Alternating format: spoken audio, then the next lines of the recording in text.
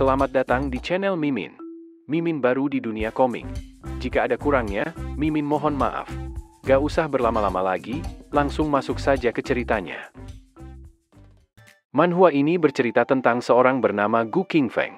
Aku adalah Gu Qingfeng, sebagai seorang pekerja kantoran yang berpengalaman dahulu. Aku telah hidup setiap hari dengan hari-hari dan rajin setelah dipindahkan ke dunia ini. Aku menggunakan tubuhku sebagai umpan untuk iblis di biro pembasmi iblis. Tujuanku adalah supaya dipindahkan kembali suatu hari nanti. Jauh dari penjara iblis dan iblis-iblis itu, bahkan lebih jauh lagi. Aku tidak pernah menyangka bahwa suatu hari nanti aku akan benar-benar merasa senang tinggal di sini dan menanggung semua beban ini dengan tubuhku yang lemah ini. Izinkan aku memulai kisah keseharianku. Saat Gu Qingfeng masuk dalam penjara, dia dipanggil oleh seorang wanita. Dia minta Gu Qingfeng untuk dilepaskan dari penjara itu.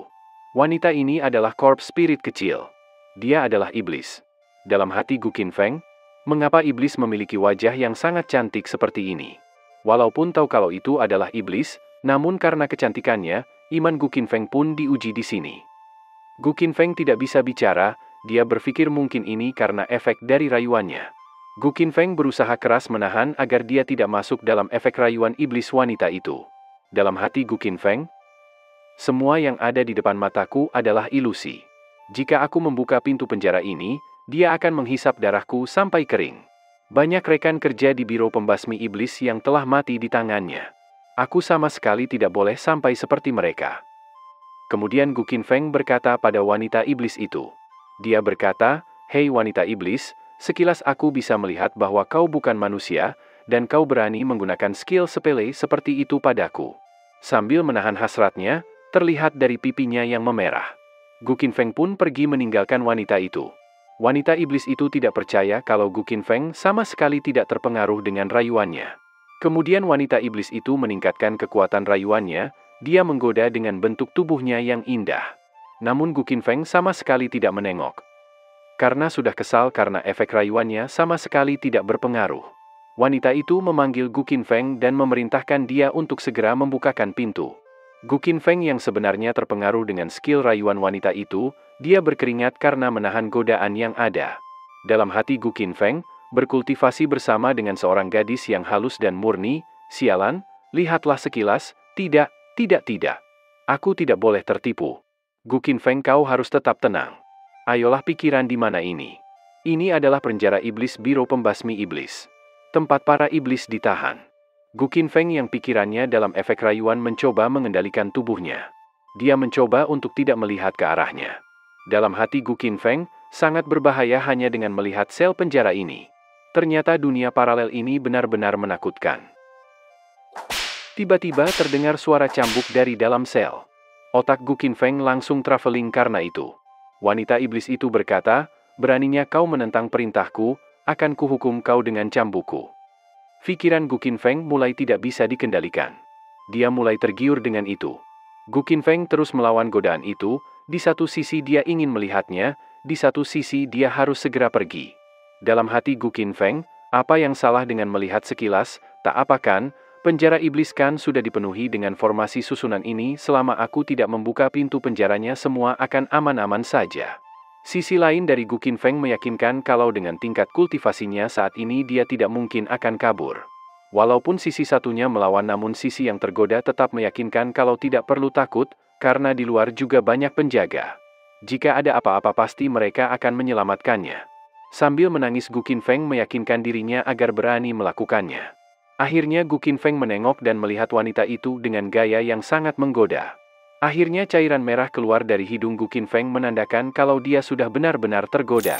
Tanpa bisa berpikir jernih lagi, Gu Qingfeng akhirnya mengambil kunci sel penjara tempat wanita iblis itu ditahan. Dia lalu membuka pintu dan menghampiri wanita iblis itu. Wanita iblis yang senang karena rencananya berhasil, dia langsung mengeluarkan wujud dan sifat aslinya sebagai iblis. Dia langsung melompat ke arah Gu Qingfeng untuk menggigitnya.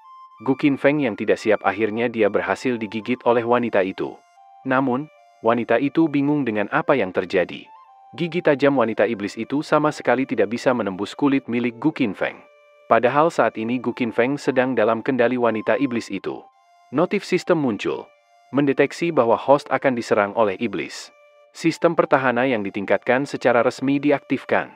Host telah diserang oleh mayat spirit. Ketahanan bertambah 1. Gu Qinfeng kebingungan dengan apa yang dia lakukan di sana. Namun wanita iblis itu lagi-lagi menuju ke tempat Gu Qinfeng lagi.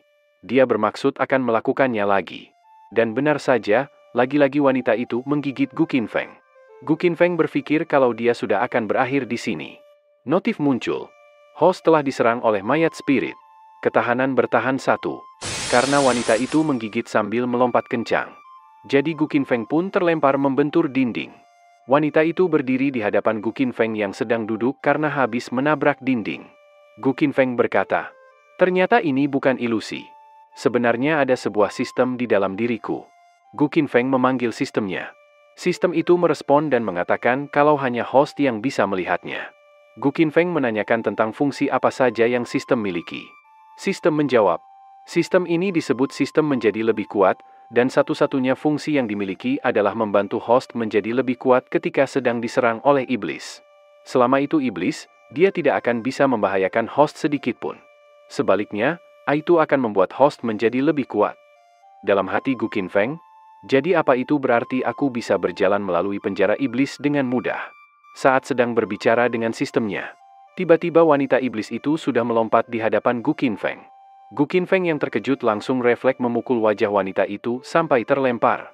Gu Qinfeng berkata, "Kau hampir membuatku ketakutan. Sistem kembali, bantu aku mengatasi gadis sialan ini." Mendengar kata-kata dari Gu Qinfeng dan karena habis dipukul oleh Gu Qinfeng, wanita iblis itu marah. Dia langsung maju untuk menyerang Gu Qinfeng. Dia langsung meraih leher Gu Qinfeng dan membantingnya ke lantai. Notif muncul. Ketahanan 2. Gu Qinfeng berkata, "Oh, Corp Spirit itu mulai marah. Sepertinya memprovokasinya bisa terus meningkatkan ketahananku lumayan-lumayan. Apa kau belum makan? Makanlah dahulu sebelum menyerangku gadis sialan." Diperlihatkan inilah wujud asli Gu Qinfeng sebelum berpindah tubuh.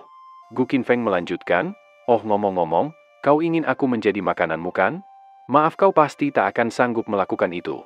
Mendengar kata-kata dari Gu Qinfeng, wanita itu benar-benar sangat marah. Dia mengeluarkan seluruh kekuatannya, dia memukul Gu Qinfeng tanpa henti. Namun Gu Qinfeng hanya duduk santai saja dan karena serangan itu, ketahanan Gu Qinfeng terus saja naik. Gu Qinfeng yang hanya menerima saja serangan dari wanita itu. Dia tak menyangka sudah terlalu lama di sana. Bahkan Gu Qinfeng sampai tiduran serasa dia sedang dipijat oleh wanita iblis itu. Ketahanan Gu Qinfeng semakin naik. Namun makin lama pertambahan ketahanannya semakin berkurang. Gu Qinfeng bingung dan bertanya kepada sistem. Sistem menjawab, saat ketahanan host meningkat, kerusakan yang ditimbulkan oleh mayat spirit pada host akan berkurang. Jadi bonusnya juga akan berkurang juga. Gu Qinfeng berkata, "Sial, apa itu berarti aku tidak bisa menjadi tak terkalahkan hanya dengan mengandalkan satu iblis? Apa aku harus mencari iblis yang lebih kuat lagi?" Karena sudah tidak berguna lagi. Akhirnya Gu Qinfeng memukul iblis wanita itu. Kemudian Gu Qinfeng menyuruh wanita itu memijat kakinya. Karena disuruh-suruh oleh Gu Qinfeng, wanita itu marah lagi. Dia memukul Gu Qinfeng lagi tanpa henti. Akhirnya ketahanan Gu Qinfeng sudah mencapai batasnya. Dia sekarang mendapatkan teknik kulit perunggu dan tulang besi. Sedangkan wanita iblis itu sudah sangat kelelahan. Gu Qinfeng berkata, "Hei, kau sekarang sudah tidak berguna lagi sekarang." Gu Qinfeng memegang dagu, lalu bibir, dan diakhiri dengan membekap mulut wanita iblis itu. Gu Qinfeng berkata, "Ngomong-ngomong, kenapa kau belum ganti baju? Apa kau masih ingin lanjut?" Karena Gu Qinfeng ingin menguji kekuatan barunya, dia mengujinya pada wanita iblis itu. Akhirnya wanita itu akan mengganti bajunya. Dia menangis karena dia dibuli oleh Gu Qinfeng. Gu Qinfeng mendekati wanita itu dan berkata, "Karena kau tidak bisa lagi meningkatkan pertahananku, maka hiburlah aku dengan tarianmu. Ini pasti akan keren." Tanpa ragu lagi iblis wanita itu langsung menari dan bernyanyi di hadapan Gu Qinfeng. Namun karena kurang bagus dan dasar Gu Qinfeng saja yang ingin mencari kesempatan, dia mengajari iblis wanita itu menari. Beberapa jam kemudian, karena sudah sangat lelah, akhirnya Gu Qinfeng menyudahi senang-senangnya. Wanita itu pun juga sudah tidak berdaya lagi karena dipaksa menari selama beberapa jam tanpa henti. Kemudian Gu Qinfeng pergi dan menyuruh wanita itu untuk mengingat gerakan tari yang Gu Qinfeng ajarkan tadi. Tak lupa Gu Qinfeng menutup pintu sel itu dan memasang gemboknya lagi. Gu Qinfeng juga berpesan akan kembali dan memeriksa lagi gerakan yang dia ajarkan tadi. Setelah itu Gu Qinfeng berjalan pergi. Gu Qinfeng pergi ke suatu ruangan yang dipenuhi oleh buku dan gulungan-gulungan. Dia melihat ke atas rak dan mengambil sebuah buku. Dijelaskan, penjara iblis dibagi menjadi 3 tingkat. Tingkat pertama yaitu untuk menahan iblis tingkat rendah dan yang lemah. Lalu tingkat 2, untuk iblis tingkat menengah. Hanya pemburu iblis dengan peringkat kuning ke atas yang dibolehkan memasukinya. Yang terakhir, tingkat 3, untuk iblis tingkat tinggi. Hanya pemburu iblis dengan peringkat misterius dan di atasnya yang dibolehkan memasukinya. Untuk masuk ke penjara iblis ini, Anda harus memberikan token pemburu peringkat misterius dan di atasnya terlebih dahulu.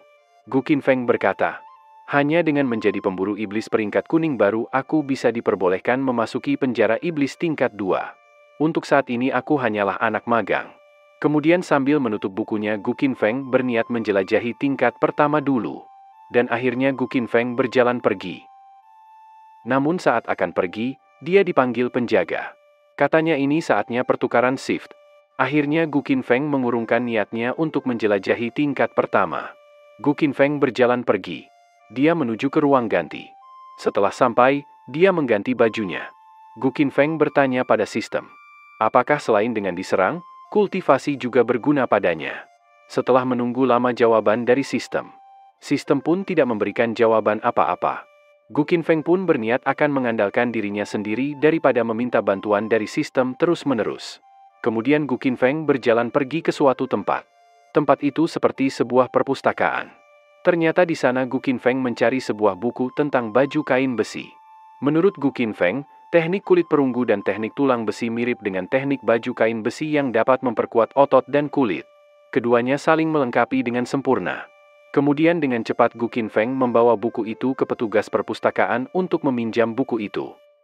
Dia terburu-buru ingin segera mempelajarinya. Setelah sampai di tempat tinggalnya, Gu Qinfeng mulai mempelajari buku teknik itu. Dia mulai berkultivasi. Keesokan harinya, akhirnya Gu Qinfeng berhasil mengkultivasikannya. Kecepatan kultivasinya menakjubkan. Orang lain membutuhkan lebih dari 1 dekade untuk melakukannya. Sedangkan Gu Qinfeng hanya membutuhkan 1 hari saja. Dia benar-benar jenius dalam mengembangkan kemampuan. Gu Qinfeng berjalan keluar dan berkata, akhirnya aku berhasil menguasai teknik baju kain besi. Hebat, ini bisa menyembunyikan teknik kulit perunggu dan teknik tulang besiku dengan sempurna. Kemudian Gu Qinfeng pergi ke penjara iblis. Dia meminta temannya Zhang Sheng untuk bertukar shift jaga. Temannya heran kenapa hari ini Gu Qinfeng sangat antusias sampai datang lebih awal, padahal biasanya Gu Qinfeng selalu terlambat sekitar setengah jam. Gu Qinfeng berkata, tidakkah kau sadar bahwa aku akhirnya memutuskan untuk bekerja keras, untuk membalas budi karena telah mengganti shiftku akhir-akhir ini. Aku akan datang 1 jam lebih awal setiap hari untuk pergantian shift, gimana? Teman Gu Qinfeng terheran-heran, dia berpikir apakah Gu Qinfeng sedang salah obat hari ini. Namun Gu Qinfeng tidak sedang bercanda. Akhirnya teman Gu Qinfeng pergi untuk pulang duluan. Dia juga berjanji akan mentraktir Gu Qinfeng nanti. Sambil melambaikan tangan. Akhirnya Gu Qinfeng tinggal sendirian. Dia kemudian berjalan masuk. Gu Qinfeng bingung siapa lagi jadwal shift yang akan dia balik untuk hari ini. Akhirnya Gu Qinfeng sampai di sebuah pintu penjara yang dipenuhi oleh kertas jimat. Gu Qinfeng penasaran iblis seperti apa yang ada di dalam sel itu sehingga keamanannya sampai seperti itu. Saat sedang melihat iblis apa yang ada di dalam sana, Gu Qinfeng dikejutkan oleh sebuah mata yang berada di belakang pintu. Tiba-tiba Gu Qinfeng dibawa ke sebuah taman yang sangat indah. Kemudian Gu Qinfeng tersadar kalau dia sedang di tempat yang bukan semestinya. Gu Qinfeng bertanya-tanya sedang berada di mana dia sekarang. Di sana juga terlihat sepasang pria dan wanita yang sedang memadu kasih. Gu Qinfeng merasa tempat itu begitu damai dan hangat. Saat melihat ke arah matahari, dia menyadari kalau mataharinya warnanya merah. Pelan-pelan sebuah mata terbuka dari matahari itu. Dari itu, Gu Qinfeng sadar kalau ada Yigi tidak beres dengan tempat itu. Setelah itu suasana di sana langsung berubah. Bunga yang tadinya berwarna merah sekarang berubah menjadi hitam dan di sekitar sana banyak tengkorak kepala manusia dan muncul sosok iblis besar dengan kepala yang hanya sebuah mata. Iblis itu berusaha menginjak Gu Qinfeng dengan kakinya yang besar. Namun Gu Qinfeng berhasil menangkis serangan itu. Kemudian iblis itu akan menyerang Gu Qinfeng dengan tangannya. Notif muncul. Host telah diserang oleh iblis mata 1. Kekuatan jiwa bertambah 10. Karena bantuan sistem. Akhirnya Gu Qinfeng tersadar dari teknik genjutsu dari iblis mata 1 itu. Iblis itu menyuruh Gu Qinfeng untuk membuka pintu penjara agar dia bisa bebas. Entah kenapa Gu Qinfeng malah membuka gembok dengan berbagai jimat itu. Pelan-pelan Gu Qinfeng mulai membuka pintu penjara itu. Setelah masuk, Gu Qinfeng menutup pintu sel penjara itu. Iblis itu berkata, "Bagus sekali kau, sampah dari biro penindasan iblis. Setelah aku keluar, aku akan membuatmu merasakan kemurkaanku." Namun sebelum iblis itu keluar, Gu Qinfeng menutup rapat-rapat pintunya. Iblis itu kesal. Dia marah dan menyuruh Gu Qinfeng untuk membuka pintunya. Namun Gu Qinfeng malah menatapnya. Setelah itu Gu Qinfeng menangkap iblis itu. Iblis mata itu berkeringat. Dia tidak tahu apa yang akan dilakukan Gu Qinfeng. Kemudian Gu Qinfeng menusuk mata itu dengan jarinya. Iblis mata 1 mengeluarkan cairan merah dari tubuhnya. Dia kesakitan, namun dia tak percaya bagaimana bisa Gu Qinfeng berhasil menembus teknik matanya. Gu Qinfeng tak percaya kalau iblis itu bisa mengeluarkan cairan merah. Gu Qinfeng mengajak iblis itu untuk berobat. Merasa dihina, iblis 1 mata marah. Menurutnya dia tadi hanya ceroboh dan sekarang dia akan membuat Gu Qinfeng mengerti apa itu kekejaman. Iblis 1 mata kemudian mengeluarkan tekniknya. Cahaya terang keluar dari matanya. Gu Qinfeng langsung menutup matanya. Ketika Gu Qinfeng membuka tangannya, Gu Qinfeng melihat iblis 1 mata menjadi sangat besar. Gu Qinfeng yang sudah tahu dengan trik ini, dia cuma tersenyum saja. Iblis 1 mata berkata, "Aku akan menyiksamu sedikit demi sedikit. Akan kubuat kau menyesal lahir ke dunia ini." Dalam hati iblis 1 mata, "Meskipun aku tahu ini hanyalah ilusi, tapi rasa tertindasnya sungguh luar biasa." Kemudian iblis 1 mata menyuruh Gu Qinfeng untuk berlutut. Gu Qinfeng berpikir apa ini tidak dihitung sebagai serangan. Setelah itu Gu Qinfeng panik karena kakinya tidak bisa digerakkan. Iblis mata 1 terus menyuruh Gu Qinfeng untuk berlutut. Gu Qinfeng Yigi sudah merasa tidak kuat lagi. Dia meminta tolong sistem untuk membantunya. Notifikasi sistem muncul. Host telah diserang oleh iblis mata 1. Kekuatan jiwa bertambah 10. Dan itu terus bertambah 10 dan terus bertambah. Notifikasi berikutnya muncul. Kekuatan jiwa host telah mencapai batas peningkatan. Selamat, host. Karena telah memperoleh teknik mata penglihatan ilusi. Setelah itu Gu Qinfeng berteriak sambil memegang matanya. Dia berkata, "Mendapatkan teknik penglihatan ilusi. Itu seperti menaruh minyak dingin di mata. Ini sangat menyegarkan." Gu Qinfeng berniat mencoba teknik barunya. Dia mengangkat tangannya ke arah iblis mata 1. Dalam sekejap Gu Qinfeng bertukar tempat dengan iblis mata 1. Gu Qinfeng yang berhasil melakukannya akan berniat melakukan uji coba kepada iblis mata 1. Iblis mata 1 Yigi sekarang sudah bertukar tempat dengan Gu Qinfeng, merasa kebingungan dengan apa yang terjadi. Ketika dia melihat wajah Gu Qinfeng yang sangat menakutkan, iblis itu langsung mengeluarkan banyak keringat di tubuhnya. Gu Qinfeng meminta iblis itu untuk mendekat. Iblis mata 1 tahu kalau itu adalah teknik matanya. Dia tidak tahu bagaimana bisa Gu Qinfeng bisa memilikinya. Iblis mata 1 berpikir, pasti Gu Qinfeng telah menerobos dan mengambil alih teknik matanya. Kemudian dengan menjentikan jarinya dan semua ilusi itu lenyap. Setelah melepas ilusi, Gu Qinfeng langsung akan melemparkan iblis mata 1. Dia mengambil ancang-ancang untuk melemparkannya. Dan, tang-tang-tang, iblis itu memantul ke sana kemari. Sedangkan di tempat Gu Qinfeng, dia sudah menyiapkan jurus penghabisan, yaitu teknik pembelah gunung. Cairan merah muncrat kemana-mana. Setelah puas dengan iblis itu, Gu Qinfeng akan pergi dari sana. Gu Qinfeng berkata, "Karena kau telah memberiku teknik baru, jadi aku tidak akan menghabisimu. Istirahatlah dengan baik. Aku akan datang lagi lain kali." Setelah itu Gu Qinfeng pergi dan menutup pintunya kembali. Setelah keluar dari tempat iblis mata 1, Gu Qinfeng pergi ke perpustakaan. Dia mencari buku tentang teknik ilusi. Dijelaskan dalam buku, teknik mata ilusi penglihatan memiliki dua fungsi: mengendalikan orang lain dan menciptakan ilusi. Praktisi dapat mengendalikan tindakan target. Target akan jatuh ke dalam ilusi yang diciptakan oleh praktisi. Kelemahan dari ilusi adalah praktisi harus melakukan kontak mata dan kekuatan spiritual target tidak boleh lebih tinggi dari kekuatan spiritualnya. Jika tidak, efeknya akan berkurang besar atau bahkan tidak efektif. Kekuatan ilusi tergantung pada kemampuan praktisi tersebut. Dalam hati Gu Qinfeng, hebat, ini adalah teknik yang dapat tumbuh bersamaku. Dengan energi spiritualku saat ini. Menggunakan ilusi ini untuk melawan seorang prajurit ranah pengumpulan Qi seharusnya tidak menjadi masalah. Tapi melawan prajurit ranah energi internal. Seni bela diri dibagi menjadi 5 tanah utama. Pertama, tanah pengumpulan Qi. Kedua, ranah energi internal. Ketiga, ranah energi sejati. Keempat, ranah energi geng dan terakhir adalah ranah bawaan atau Grandmaster.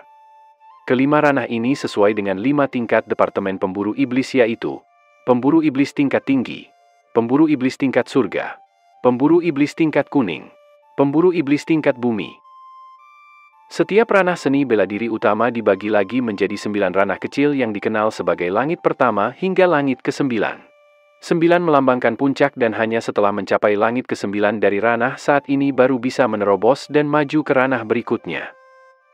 Dalam hati Gu Qinfeng, kesempatanku untuk menang tidak besar.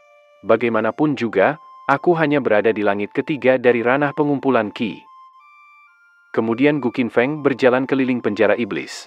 Dalam 2 hari, sistem telah membuatnya tak terkalahkan di tingkat yang sama. Setelahnya, Gu Qinfeng berniat menghabiskan beberapa hari lagi di level 4 penjara iblis. Tiba-tiba ada seseorang yang memanggil Gu Qinfeng. Gu Qinfeng pun menengok. Ternyata suara itu berasal dari dalam sebuah sel penjara. Gu Qinfeng menanyakan kenapa dia memanggilnya. Kemudian Gu Qinfeng membuka lubang yang ada di pintu untuk melihat siapa yang ada di dalamnya. Terlihat di dalam ada seorang kakek-kakek yang terlihat sudah rapuh. Kakek itu bertanya kepada Gu Qinfeng, apakah dia ke sana untuk mencari material untuk jimat? Gu Qinfeng tidak tahu apa yang dimaksud material untuk jimat yang dimaksud oleh kakek itu. Kakek itu berkata, sepertinya Departemen Pemburu Iblismu sedang dalam pertempuran sengit akhir-akhir ini. Aku teringat terakhir kali aku datang untuk mengambil material setengah bulan yang lalu. Aku tidak menyangka mereka akan kehabisan begitu cepat. Gu Qinfeng terkejut dengan apa yang kakek itu lakukan. Dia mengira kakek itu akan berbuat cabul. Namun kakek itu malah mengambil bagian dari tubuhnya dan berubah menjadi sepotong kayu. Kakek itu memberikannya kepada Gu Qinfeng. Gu Qinfeng lega karena kakek itu hanya mengambil material saja. Kemudian Gu Qinfeng memasukkan tangannya lewat lubang di pintu itu. Dia meminta material itu pada iblis tua itu. Iblis tua itu heran kenapa Gu Qinfeng sangat ceroboh dengan memasukkan tangannya langsung ke dalam sel penjara iblis. Gu Qinfeng kesal dan marah karena iblis tua itu tidak kunjung memberikan benda itu padanya. Kemudian iblis tua itu langsung memberikannya kepada Gu Qinfeng. Dalam hati iblis tua itu, hehehe, sungguh anak muda yang menarik. Gu Qinfeng bingung. Dia tidak tahu kenapa iblis tua itu malah memberikan sepotong kulit kayu padanya. Gu Qinfeng mencium bau jimat yang tertempel di pintu itu, baunya sama dengan bau kulit kayu itu. Akhirnya Gu Qinfeng tahu dari mana jimat itu dibuat. Jadi orang tua itu adalah iblis pohon. Dan kulit kayu di tubuhnya bisa digunakan untuk membuat jimat. Berarti Departemen Pemburu Iblis menahannya untuk mengumpulkan kulit kayu darinya setiap beberapa hari. Departemen Pemburu Iblis benar-benar memiliki metode yang bagus. Ini seperti memiliki perpustakaan sumber daya yang sepenuhnya terbarukan. Gu Qinfeng berpikir akan menyimpan kulit kayu itu, karena menurutnya kulit kayu itu pasti berharga. Orang tua itu berbicara dengan sopan. Maka daripada itu Gu Qinfeng mengurungkan niatnya untuk melakukan pelatihan padanya. Gu Qinfeng pun berniat mencari iblis lain untuk dijadikan bahan latihannya. Namun saat Gu Qinfeng akan berjalan pergi, iblis tua itu memanggilnya.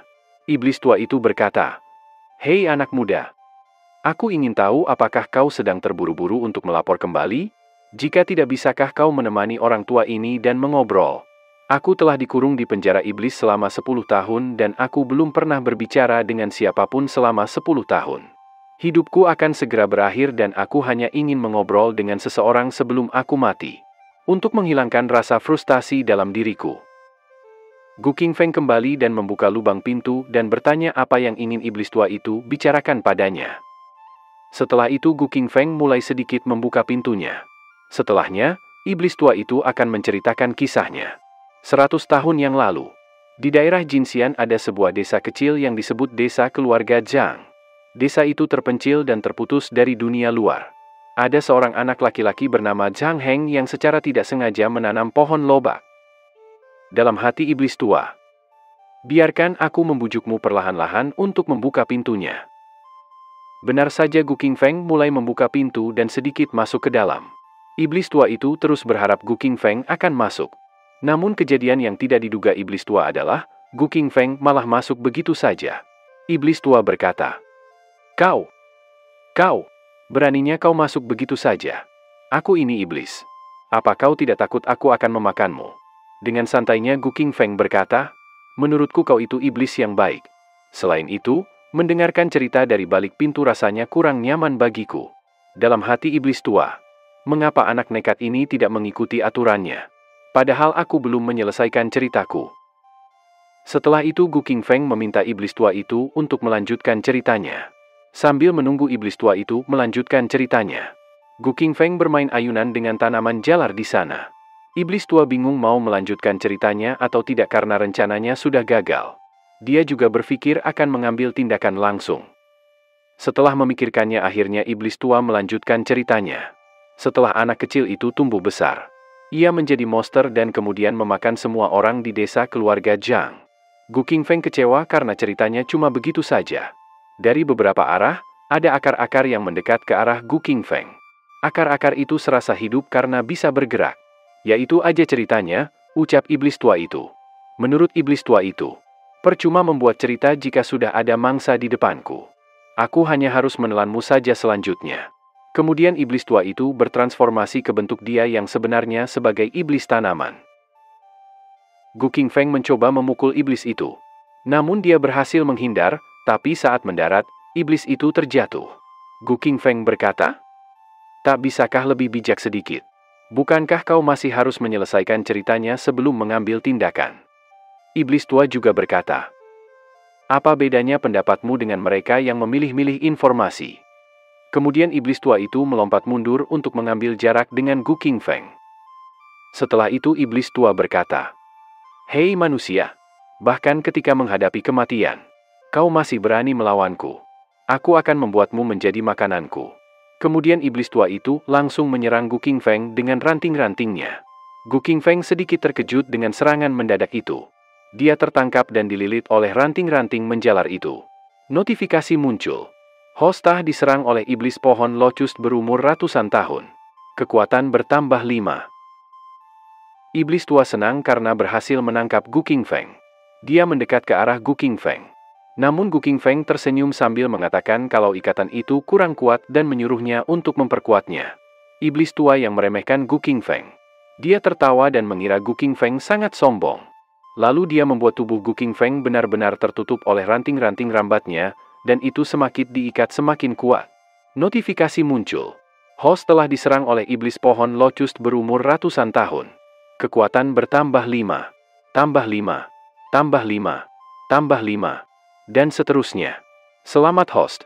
Kekuatanmu telah melampaui batas. Mendapatkan teknik kekuatan 9 banteng dan 2 harimau. Setelah mendapatkan apa yang Gu Qingfeng butuhkan, dia mulai menghancurkan ranting-ranting yang mengikatnya. Itu mudah baginya sekarang. Gu Qingfeng mulai keluar dari sana. Dia melompat di depan iblis tua itu. Iblis tua itu meminta Gu Qingfeng agar tidak mendekat dan dia lagi-lagi melompat mundur untuk mengambil jarak dari Gu Qingfeng. Gu Qingfeng berkata, berteriaklah sepuasnya. Bahkan jika kau berteriak sekeras apapun, tak akan ada seorang pun yang akan datang menyelamatkanmu. Rasakan rasa takutnya. Ranting kecil. Gu Qingfeng melompat ke arah iblis tua itu. Singkat cerita. Namun sekarang iblis tua dengan suka rela memijat Gu Qingfeng. Iblis tua mengatakan kalau dia sebenarnya adalah pohon locust itu sendiri. Setelah senjata sihir itu mengubahnya menjadi iblis, dia ditangkap dan dipenjara sampai sekarang. Dengan dibantu akar kayu, iblis itu terus memijat Gu Qingfeng. Iblis tua menceritakan kalau dia terus dirawat siang dan malam sehingga dia bisa mengambil bentuk fisik. Gu Qingfeng menanyakan tentang senjata itu. Apakah senjata itu tingkat misterius? Sambil diperlihatkan wajah iblis tua itu yang babak belur akibat dipukuli oleh Gu Qingfeng. Dia mengatakan kalau Gu Qingfeng cukup pintar. Sedikit menjelaskan kalau istilah senjata sihir mengacu pada senjata yang kuat dengan kecerdasan spiritual. Mereka dibagi menjadi 4 tingkatan yaitu surga, bumi, misterius, dan kuning sesuai dengan 4 tingkatan pemburu iblis. Senjata sihir itu disebut pedang Raja Kayu. Dulunya adalah senjata sihir tingkat tinggi tingkat bumi 100 tahun yang lalu. Namun senjata ajaib itu tampaknya rusak dan spiritualitasnya terus-menerus hilang selama 100 tahun terakhir. Sekarang peringkatnya telah jatuh ke tingkat yang lebih rendah dari peringkat misterius. Gu Qingfeng berkata, "Tidak hanya rusak, tapi aku khawatir kau telah menyerap rohnya selama 100 tahun perubahan ini. Benar kan?" Setelah itu Gu Qingfeng menanyakan di mana pedang itu sekarang. Iblis tua mengatakan kalau dulu saat pemburu iblis datang untuk menangkapnya, dia tahu kalau dia tidak akan bisa mengalahkan mereka. Jadi dia menyembunyikan pedang itu dan hanya dia yang tahu di mana pedang itu. Gu Qingfeng marah dan langsung memegang kepala iblis tua itu. Dia tidak suka orang yang suka bertele-tele. Akhirnya iblis tua itu mengatakan di mana pedang itu dia sembunyikan. Dia mengatakan kalau pedang itu disembunyikan di bawah tanah, di kuil Shenshan, di belakang desa keluarga Zhang, di daerah Jixian. Setelah mendapatkan informasi yang sangat bagus, Gu Qingfeng berpamitan pergi ke tempat selanjutnya. Dalam hati Gu Qingfeng, sialan, pohon lokus yang banyak bicara ini. Ini jadi membuang banyak waktuku dan sekarang sudah hampir fajar. Sudah terlambat untuk pergi ke tempat berikutnya sekarang. Aku mungkin harus bertukar shift jaga di tengah jalan nantinya. Sudah 1 hari sejak aku melihat korpse spirit kecil. Aku ingin tahu bagaimana dia dengan pose-pose itu. Akhirnya Gu Qingfeng pun datang ke sana. Dia mulai masuk dan menyapa. Gu Qingfeng menyuruh iblis wanita itu untuk melakukan apa yang Gu Qingfeng mau. Karena tidak bisa menolak, iblis itu pun menurutinya. Akhirnya iblis itu mulai berubah sesuai dengan yang Gu Qingfeng mau. Gu Qingfeng sangat puas dengan apa yang iblis itu lakukan. Setelah itu Gu Qingfeng pun berpamitan untuk pergi tanpa melakukan apa-apa. Terlihat suasana berada di sebuah sekolahan. Ada seorang wanita yang memberikan surat cinta kepada Gu Qingfeng. Ternyata itu adalah iblis wanita. Dia menyatakan cintanya kepada Gu Qingfeng. Melihat mereka berdua, para wanita di sana sedikit kesal dengan apa yang dilakukan iblis wanita itu. Namun Gu Qingfeng menolak cinta iblis itu. Menurutnya, dia sudah punya seseorang di hatinya. Gu Qingfeng tertawa keras karena itu. Sedangkan para gadis di sana benar-benar mengagumi ketampanan Gu Qingfeng. Setelah puas Gu Qingfeng menjentikan jarinya. Ternyata semua itu hanyalah ilusi yang dibuat olehnya. Kemudian adegan kedua akan segera dimulai. Dari luar terlihat seseorang yang berlari masuk terburu-buru. Dia mengatakan kalau 7 negara menyerang mereka. Namun mendengar berita itu, Gu Qingfeng masih tetap bisa tersenyum dengan dikelilingi oleh para wanita-wanita cantik. Oh tidak, mereka sudah masuk. Ucap pria itu panik. Tiba-tiba para wanita-wanita di sana menginginkan dinikahi oleh Gu Qingfeng. Gu Qingfeng yang memang mata keranjang. Dia akan menikahi semua wanita itu. Saat sedang asyik-asyiknya, tiba-tiba ilusi itu menghilang. Terlihat Gu Qingfeng yang sedang dipijit oleh iblis wanita. Kemudian Gu Qingfeng bangun dan berkata, "Hei iblis mata satu, suasana hatiku sedang baik. Kenapa kau tiba-tiba menghentikan ilusinya?" Iblis mata satu sedikit bergetar. Dia ketakutan. Dia berkata, "Master, ini sudah waktunya Anda bertukar shift jaga." Akhirnya Gu Qingfeng mengerti dan dia bersiap untuk berganti shift. Iblis mata satu dan iblis wanita kembali ke selnya masing-masing. Kemudian Gu Qingfeng berjalan keluar dan menemui temannya yang menggantikan shiftnya. Gu Qingfeng merasa ada yang aneh pada temannya. Gu Qingfeng menanyakan kenapa temannya begitu bahagia hari ini. Teman Gu Qingfeng mengatakan kalau ada sesuatu yang besar terjadi di biro penindasan iblis.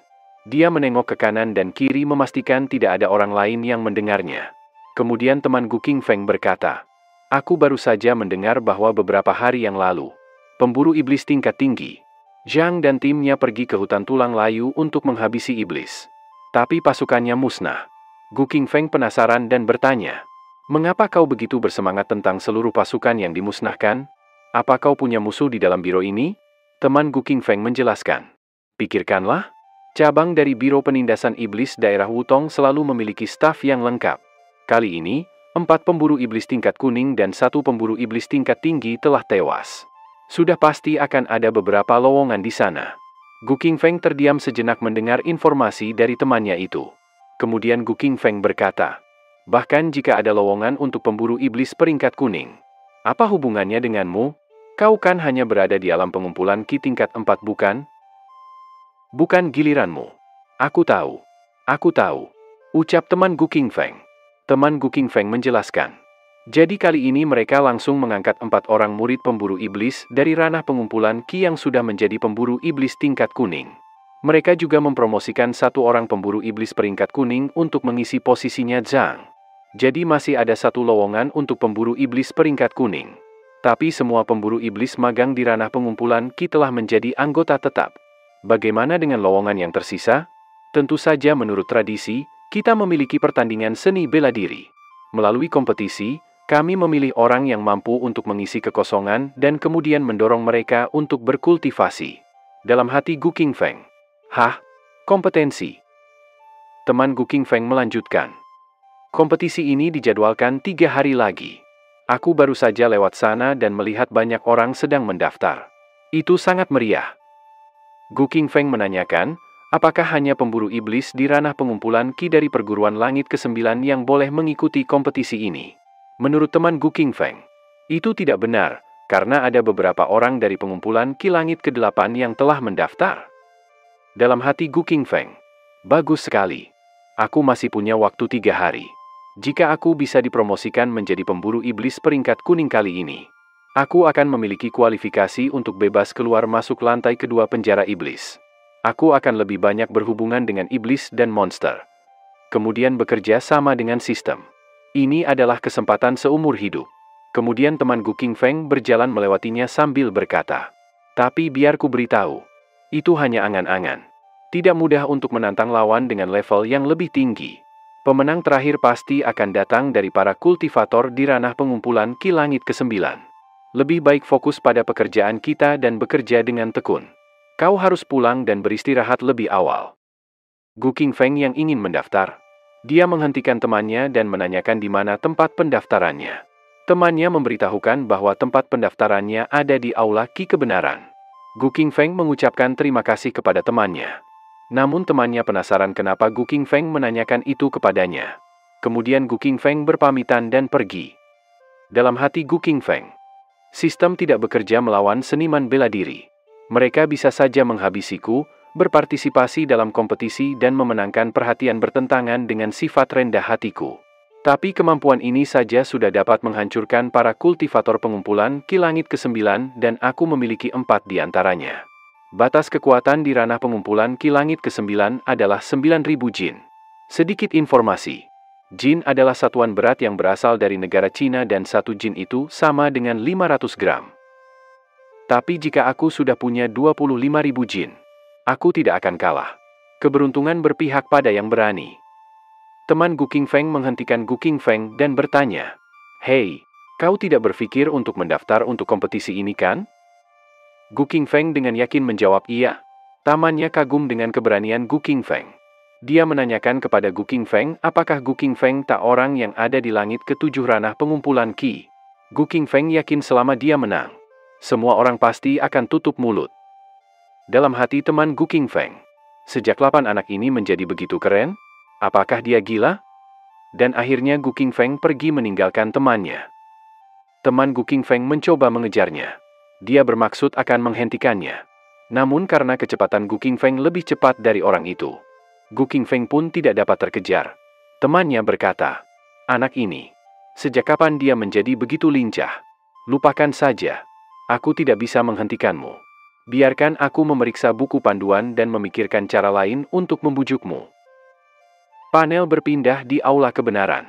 Terlihat kerumunan orang-orang yang sedang mendaftar. Terlihat seseorang berambut merah yang sedang mendaftar. Dia adalah Hu Banqing. Tingkat kultivasinya adalah lapisan ke-9 dari ranah pengumpulan Qi, pemburu iblis regu ke-7. Orang-orang di sana membicarakan Hu Banqing. Menurut mereka, dia pernah menghabisi zombie lapis baja seorang diri. Orang-orang yang baru mendengarnya tidak percaya kalau dia berhasil menghabisi zombie lapis baja sendirian. Seharusnya itu dilakukan oleh ahli ranah energi internal. Padahal sekarang dia baru berada di langit ke-9 dari pengumpulan Qi. Katanya ada satu orang hebat lagi yang mendaftar. Dia adalah keturunan kuda putih dengan tombak perak yang bersinar. Dia bernama Bai Maming. Karena beberapa orang hebat ikut mendaftar, orang-orang jadi merasa tidak akan bisa menang. Mereka menyesal karena telah ikut mendaftar. Setelah Huban King selesai, panitia pendaftaran memanggil peserta berikutnya untuk maju. Terlihat seorang laki-laki berambut putih. Dia adalah Yesuan. Lapisan ke-7 ranah pengumpulan Qi. Pemburu iblis peserta pelatihan regu ke-12. Karena Yesuan masih dalam lapisan ke-7 ranah pengumpulan Qi, panitia pendaftaran menanyakan, apakah dia yakin akan ikut mendaftar? Namun tanpa ragu Yesuan menjawab yakin. Banyak dari orang-orang di sana yang menghina Yesuan. Ada yang bilang kalau dia bodoh. Namun Yesuan tetap saja santai dengan omongan orang-orang. Yesuan berkata, sekelompok orang yang berpikiran sempit. Jika kemenangan atau kekalahan ditentukan oleh tingkat kultivasi, lalu mengapa repot-repot diadakan kompetisi seni bela diri? Langsung saja tunjuk tingkat kultivasi bukan? Mereka tidak punya keberanian untuk menantang diri sendiri, tapi lebih suka mengejek orang lain. Benar kan, bodoh? Salah satu dari mereka tidak terima dengan ucapan Yesuan. Menurutnya, dia itu cuma tahu diri saja. Bukan seperti orang yang kurang wawasan. Namun dari belalang kerumunan orang-orang, ada seseorang yang berteriak keras. Dia adalah Gu Qingfeng. Dia setuju dengan apa yang Yesuan katakan.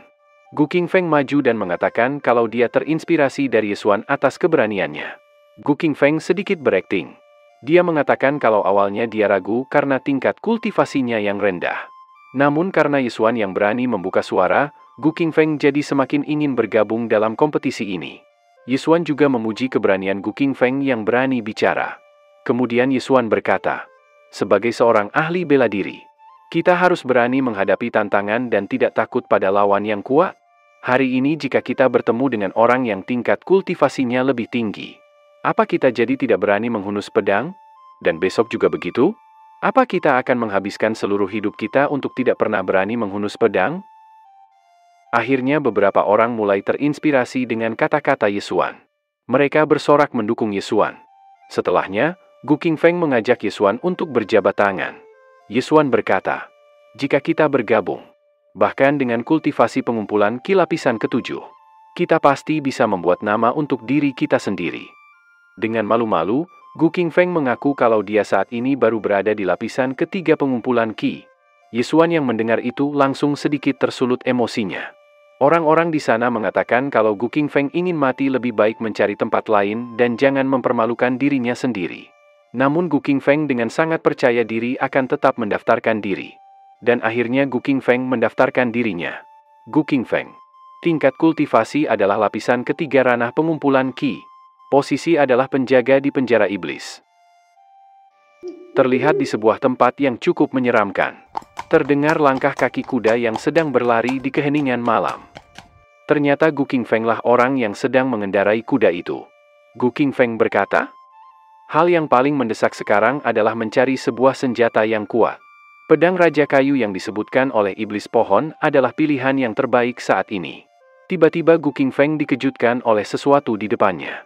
Terlihat gumpalan cahaya berwarna hijau melayang di depan Gu Qingfeng. Gu Qingfeng berkata, aku mencoba menghindari jalan utama untuk menemukan pedang itu. Pasti ada iblis di dekatnya dan adalah poin pengalamanku. Kemudian Gu Qingfeng melompat untuk menangkap cahaya itu. Dalam hati Gu Qingfeng, kunang-kunang ya, di dunia yang aneh ini. Kunang-kunang ini sesaat seperti mata iblis. Sudahlah, kita temukan pedang Raja Kayu itu dulu.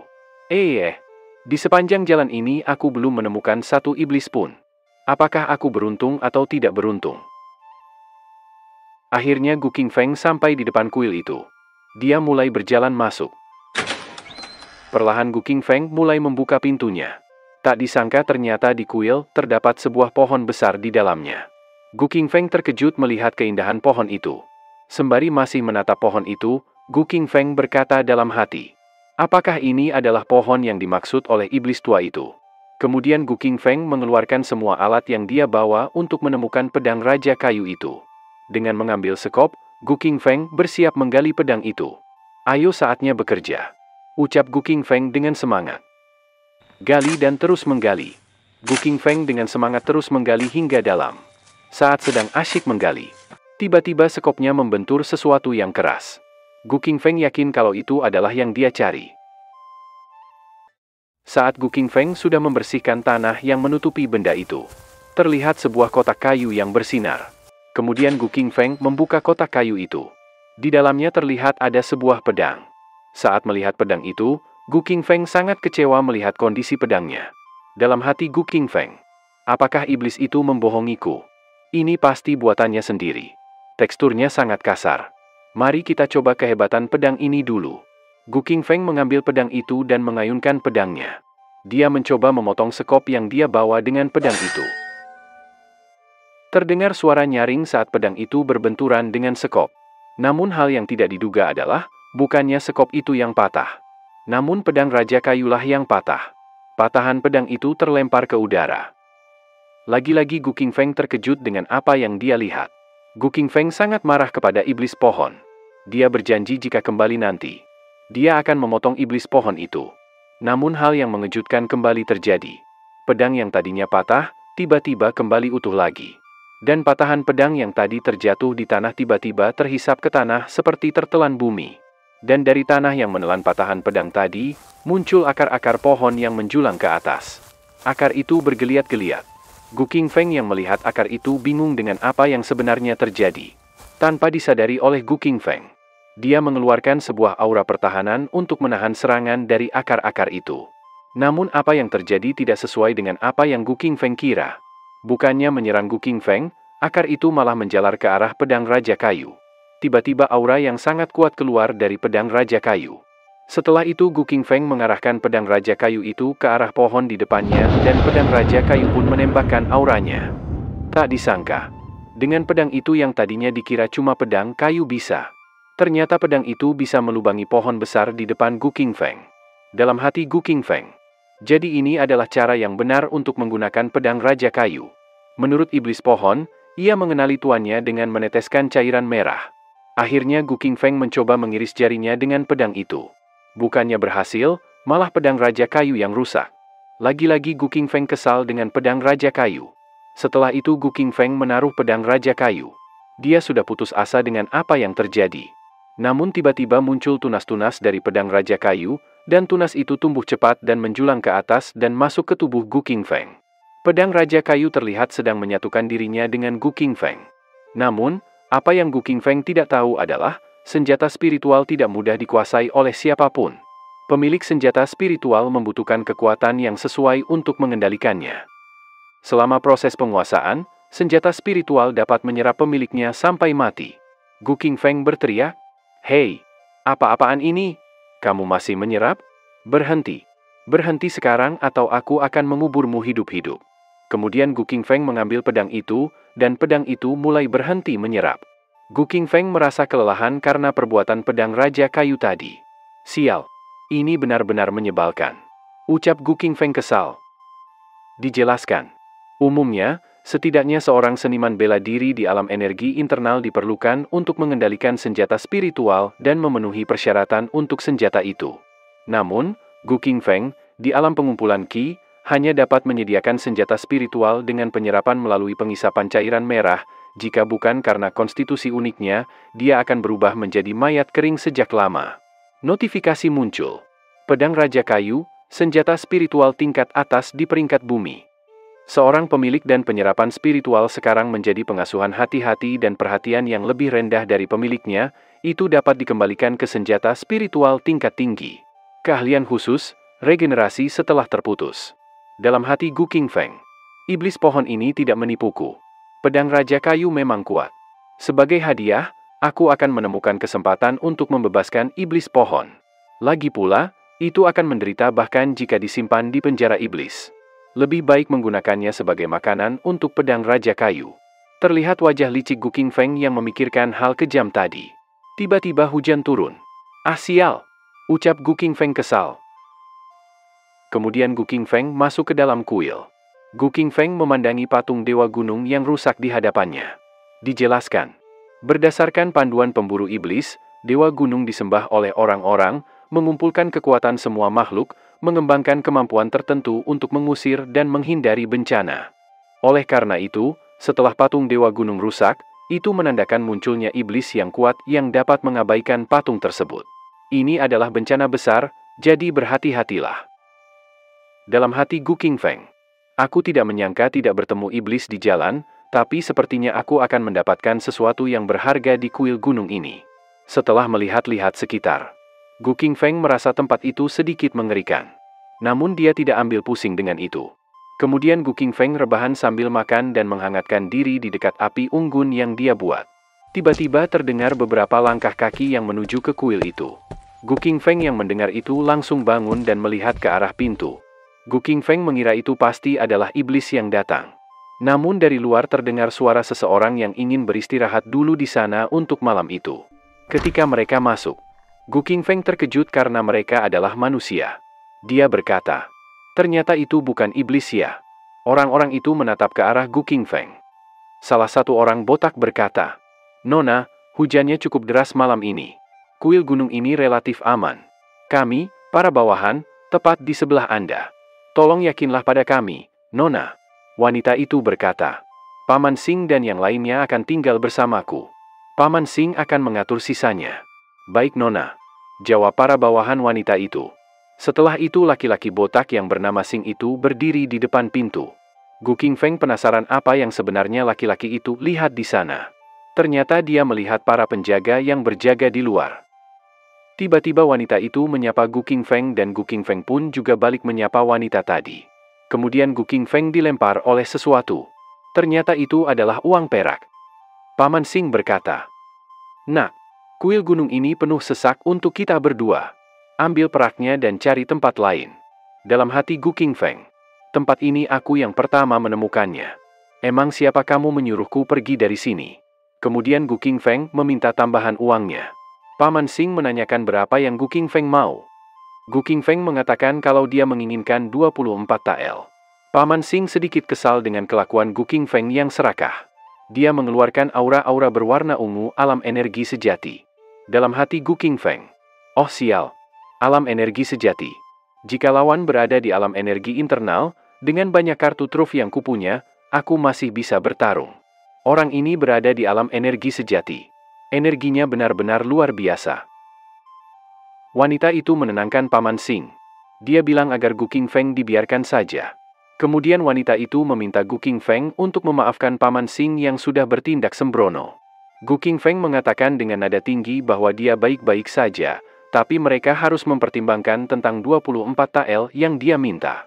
Kemudian Gu Qingfeng menawarkan negosiasi dari 24 tael menjadi 20 tael saja. Wanita itu mengatakan kalau Gu Qingfeng tidak jangan bercanda. Karena di luar sedang hujan dan banyak iblis yang mengintai. "Ya sudah terima kasih kalau tidak mau," ucap Gu Qingfeng. Dalam hati Gu Qingfeng, "Ah, apa yang harus ditakuti tentang iblis dan monster? Jika aku tahu lebih awal, aku tidak akan begitu sok. 2 tael perak lebih baik daripada tidak sama sekali." Setelahnya, wanita itu menawarkan kepada Gu Qingfeng untuk makan bersama. Namun Paman Sing mengingatkan wanita itu, jika mereka tidak punya banyak makanan tersisa. Tapi dengan santai Gu Qingfeng menerima tawaran wanita itu karena dia menghormati wanita itu yang sudah menawarinya.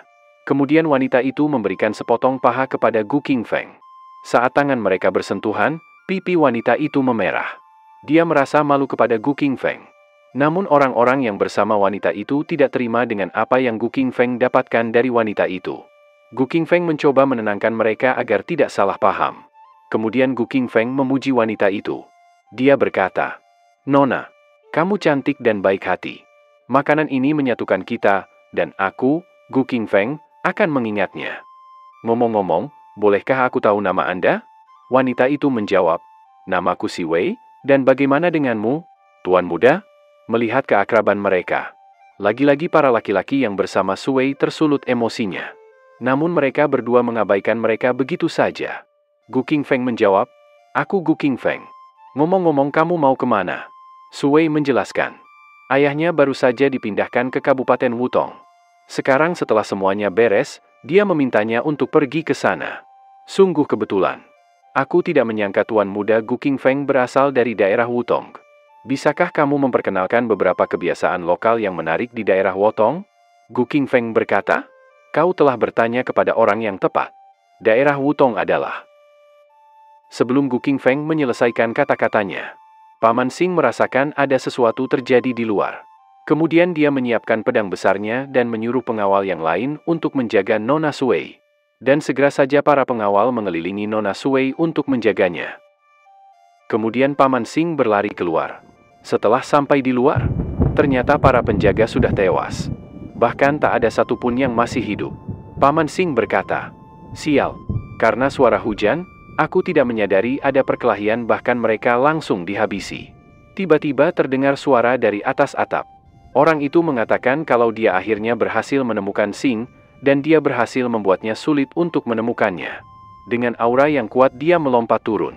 Paman Xing berkata, kau adalah sesepuh tulang putih sekte iblis darah? Iblis tulang putih berkata, kau memiliki beberapa wawasan. Hari ini, aku dalam suasana hati yang baik. Selama kau menyerahkan Putri Si Wei, aku akan mengampuni hidupmu. Namun Paman Xing tidak mau menyerahkan Putri. Bahkan jika dia harus mati sekalipun, dia akan tetap melindungi Putri Sui. Putri Sui yang mendengar teriakan Paman Xing dari luar. Dia langsung panik. Dia khawatir dengan keadaan Paman Xing. Dalam hati Gu Qingfeng, sekte iblis darah? Si tulang putih tua? Putri Sui bertanya pada pengawalnya, siapakah si tulang putih tua dari sekte iblis darah itu? Dia penasaran kenapa Paman Xing cukup ketakutan melawannya. Pengawal putri menjelaskan, Nona, mereka adalah seniman bela diri sekte iblis darah yang menyembah setan. Mereka semua orang gila. Mereka berlatih sihir iblis untuk mengejar kekuatan yang kuat dan umur panjang, berusaha mengubah diri mereka menjadi iblis. Anggota sekte bukan manusia atau iblis. Tulang putih tua adalah salah satu anggota berpangkat tinggi, ahli yang kuat di ranah energi, dan juga penerus garis keturunan penyulingan mayat. Putri kaget mendengar penjelasan Dart pengawalnya itu. Mendadak dia merasa pusing, dan dia terjatuh karena hampir pingsan. Namun sebelum terjatuh membentur lantai, Gu Qingfeng dengan cepat langsung menangkapnya. Gu Qingfeng berkata, Nona, Anda tidak apa-apa? Ya, aku baik-baik saja, jawab Putri Sui. Putri Sui khawatir kalau sekte iblis darah ingin menangkapnya karena ayahnya. Salah satu pengawal menjelaskan, alasan mengapa Master menjadi gubernur wilayah Wutong adalah karena dia baru saja menyelesaikan kasus besar yang melibatkan sekte iblis darah. Sekte iblis darah ingin menangkapmu, mungkin untuk digunakan melawan Tuan Gubernur. Dalam hati Gu Qingfeng, aku tidak menyangka bahwa Sui ini ternyata adalah putri seorang pejabat tinggi di Kabupaten Wutong, tapi, kemudian Gu Qingfeng memanggil salah satu penjaga. Penjaga itu menoleh dan menanyakan kenapa Gu Qingfeng memanggilnya. Gu Qingfeng berkata, saya punya pertanyaan. Apakah anggota sekte iblis darah manusia atau iblis? Izinkan aku memperkenalkan diri secara resmi. Namaku adalah Gu Qingfeng, pemburu iblis dari daerah Wutong. Biro Penindasan Iblis. Putri Sui kagum dengan kehebatan Gu Qingfeng. Dia berkata, itu hebat, Tuan Gu Qingfeng. Aku tidak menyangka kamu berasal dari Biro Penindasan Iblis. Aku pernah mendengar bahwa pemburu iblis dari Biro Penekan Iblis ahli dalam menghabisi iblis. Kamu pasti punya cara untuk berurusan dengan tulang putih tua di luar kan? Para pengawal yang berjaga di belakang pintu tertawa mendengar Gu Qingfeng. Kemudian salah satu dari mereka berkata, Nona, dia hanyalah pemburu iblis junior, peringkat terendah, dan pada tahap pengumpulan ki. Apa yang bisa dia lakukan? Mendengar itu, Putri Sui mencegah Gu Qingfeng untuk pergi. Dia berkata, saya mengerti Tuan Gu Qingfeng, sebaiknya jangan pergi keluar. Biarkan Paman Xing dan yang lainnya melindungimu. Namun Gu Qingfeng menenangkan Putri Sui agar tidak khawatir. Dia hanya ingin tahu saja, apakah tulang putih tua itu manusia atau iblis. Salah satu pengawal putri menjelaskan kalau mereka setengah iblis, dengan organ iblis yang ditransplantasikan. Kemudian Gu Qingfeng bertanya pada sistem, Gu Qingfeng menanyakan apakah bisa setengah iblis ini menyakitinya?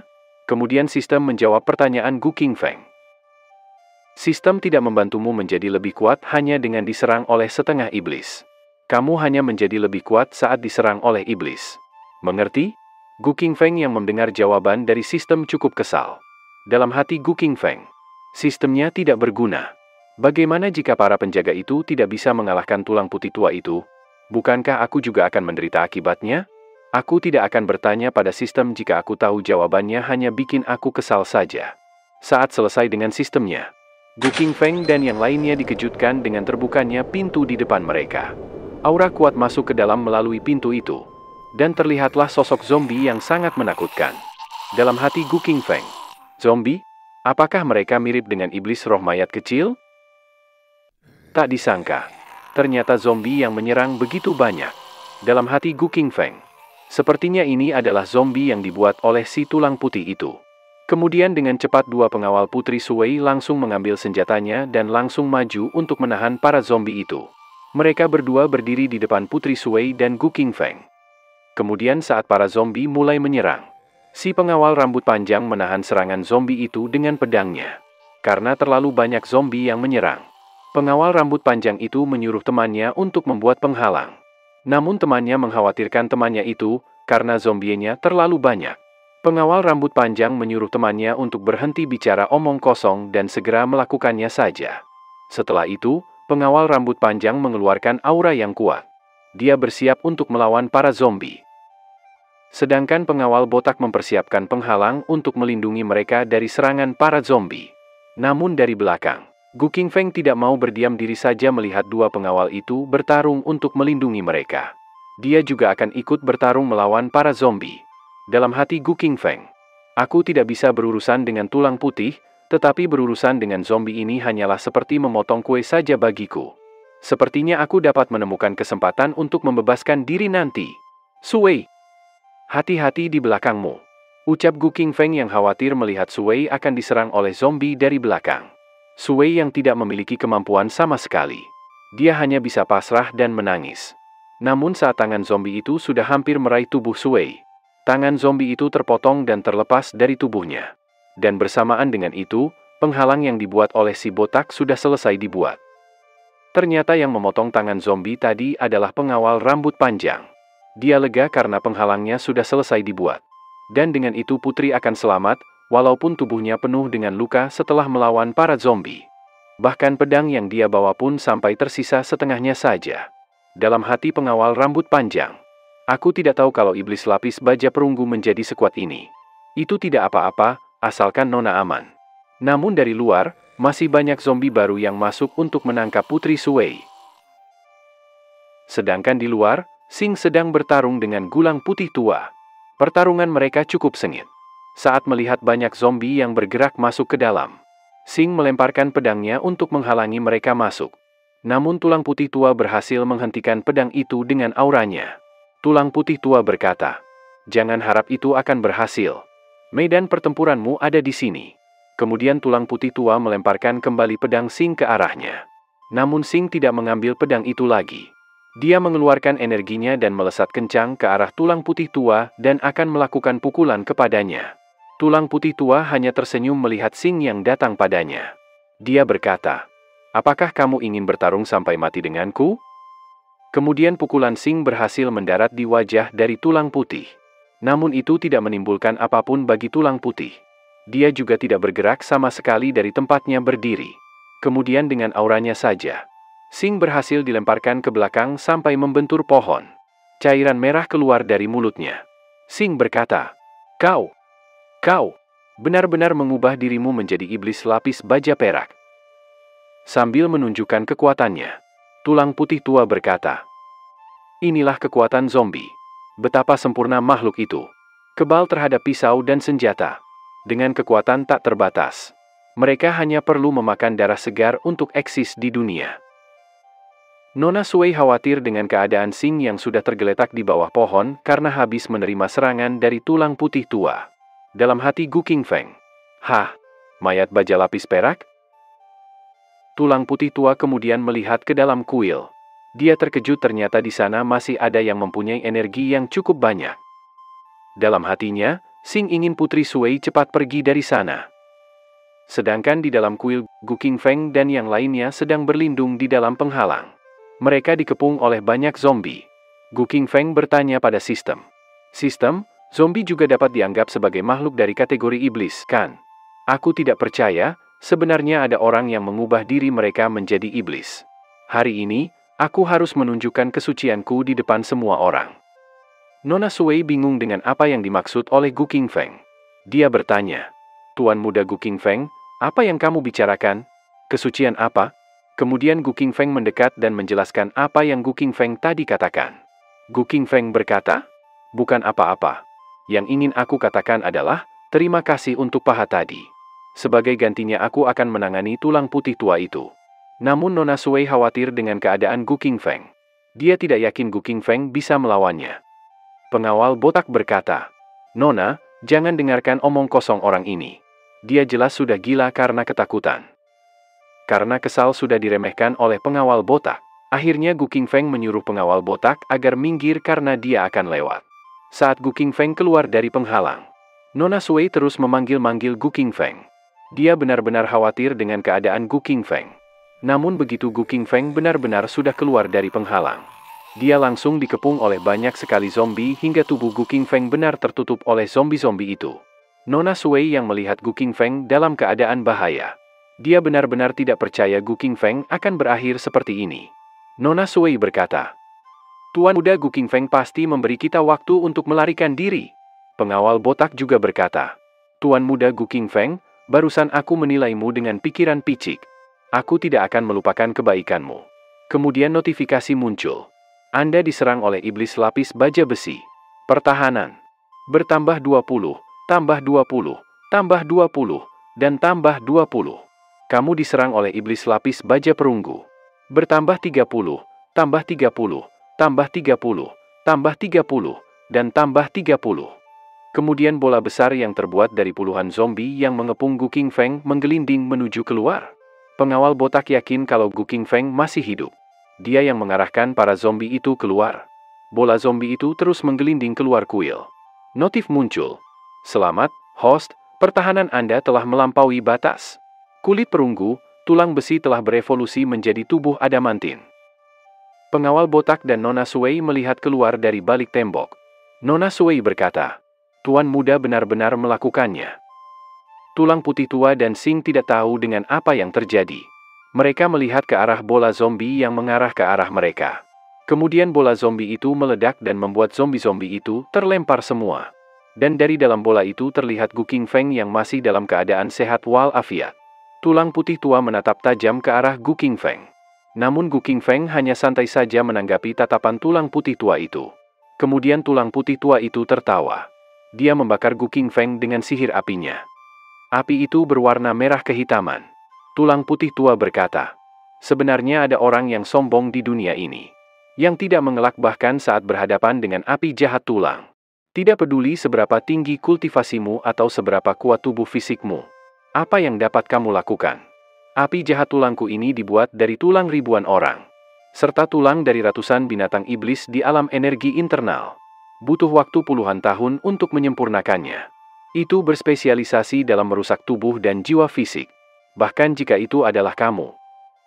Sebelum tulang putih tua menyelesaikan kata-katanya, terdengar suara Gu Qingfeng dari dalam kobaran api yang dibuat oleh tulang putih tua tadi. Ah, ini sangat hangat, ucap Gu Qingfeng. Notifikasi muncul. Anda telah diserang oleh api jahat tulang. Atribut api 100, 100. Selamat, host memperoleh kemampuan bawaan, pengendalian api. Anda telah diserang oleh api jahat tulang. Atribut api 100, 100, 100. Selamat, kemampuan bawaan host, pengendalian api, telah berevolusi menjadi penguasaan api.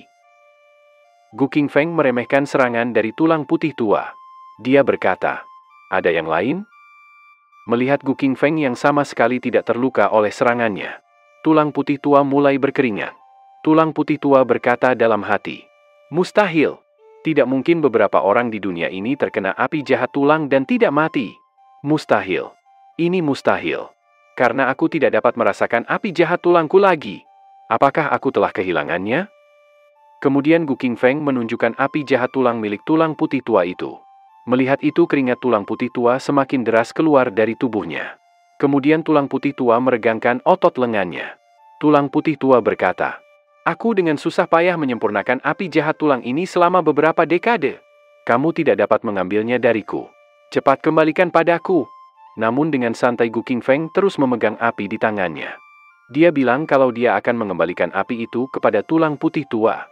Dan lagi-lagi Gu Qingfeng meyakinkan kalau dia akan mengembalikannya.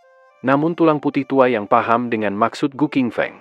Dia langsung putar balik dan lari dari Gu Qingfeng. Namun Gu Qingfeng tidak mau melepaskan tulang putih tua begitu saja. Gu Qingfeng mengejar tulang putih tua dan mengarahkan api itu ke tubuh tulang putih tua itu. Tulang putih tua yang tidak dapat lari dari Gu Qingfeng, dia hanya bisa pasrah dengan nasibnya.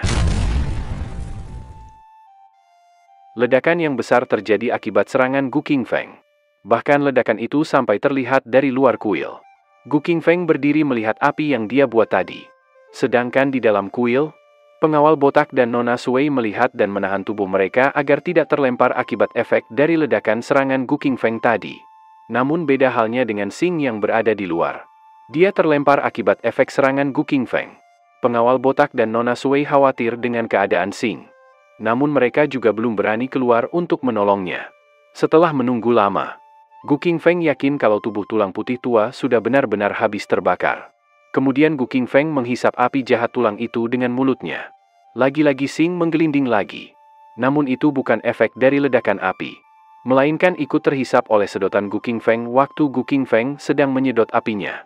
Walaupun sedang menggelinding, Xing tetap bisa berkata kalau dia tidak apa-apa. Akhirnya Gu Qingfeng selesai dengan sedotan apinya. Nona Sui yang khawatir dengan Gu Qingfeng langsung datang mendekatinya. Gu Qingfeng menanyakan keadaan Nona Sui, dan katanya dia baik-baik saja. Mereka melihat kondisi dari sisa-sisa abu dari tulang putih tua, dan itu benar-benar menjadi abu. Dalam hati Gu Qingfeng, tidak ada cara untuk menjarah mayatnya. Seorang ahli tingkat puncak di alam pengumpulan Qi harus memiliki harta yang tak terhitung jumlahnya di cincin penyimpanan mereka. Senjata spiritual, ramuan, manual seni bela diri rahasia, emas dan perak. Tiba-tiba Nona Sui bertanya kepada Gu Qingfeng. Dia menanyakan apakah Gu Qingfeng baik-baik saja. Gu Qingfeng pun menjawab kalau dia baik-baik saja. Namun karena Gu Qingfeng mata keranjang, jadi waktu dia menjawab, pandangan matanya tertuju ke bukit boba milik Nona Sui. Nona Sui yang tahu kelakuan Gu Qingfeng, dia langsung malu dan salah tingkah. Xing dan pengawal botak yakin kalau Nona Sui jatuh cinta pada Gu Qingfeng. Mereka tidak menyangkal hal itu. Wanita mana yang tidak jatuh cinta pada lelaki tampan, perkasa, dan humoris. Kemudian Gu Qingfeng mengajak mereka semua masuk lagi dan makan menghabiskan makanan yang belum habis tadi. Katanya sayang kalau tidak dihabiskan. Pengawal botak yang penasaran dia bertanya, Anda baru saja menghabisi seorang ahli tingkat puncak di dunia pengumpulan Qi, dan Anda masih berpikir untuk makan lagi? Namun dengan santai Gu Qingfeng menjawab, alam semesta memang luas, tapi yang terbesar adalah makan. Nona Sui juga ikut-ikutan dengan Gu Qingfeng. Dia berkata, alam semesta sangat luas, tetapi hal terbesar adalah makan. Paman Xing, luangkan waktumu. Xing dan pengawal botak yang mendengar ucapan dari Nona Sui terkejut. Mereka tak menyangka kalau Nona Sui bisa dengan mudah tertular oleh Gu Qingfeng. Kemudian Gu Qingfeng dan yang lainnya kembali masuk ke dalam kuil. Karena apinya padam, jadi Gu Qingfeng berniat menyalakan api itu lagi dengan skill barunya.